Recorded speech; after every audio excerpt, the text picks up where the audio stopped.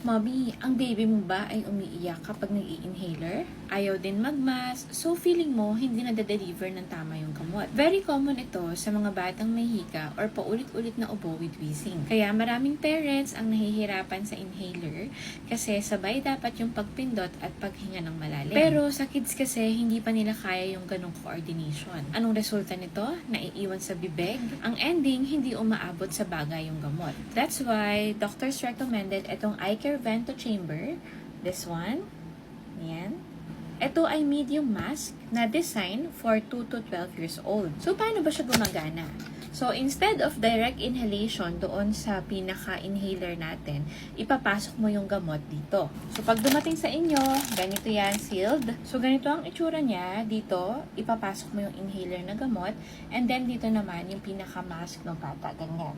Okay? So, ganito siya gamitin. Merong inhaler dito. So, pipindutin mo. And then, magsistay mo na yung gamot dito. And then, mag-i-inhale yung bata mga 3 to 4 times para makuha lahat ng gamot. So, dito, sa vento chamber na to, hindi kailangan sabay yung pagpindot tsaka yung pag-inhale. Kahit nandito yung gamot, tapos saka mo lang siya ilalagay na ganun, mai-inhale pa rin, nakukuha pa rin ng bata yung gamot. Ang ganda nito kasi marami tong benefits. Mas mataas ang drug delivery compared to direct inhaler use. Less medication ang nawi-waste doon sa mouth ng kids. Mas madali itong gamitin for toddler and young kids. So, less panic ito or less stress din doon sa child and also on the parent side. Helps improve control asthma over time.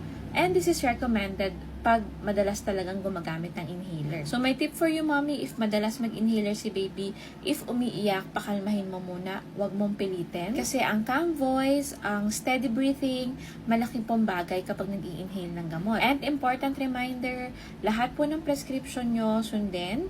Hindi lahat ng inhaler ay pare-pareho ang dose at pare-pareho din ang oras.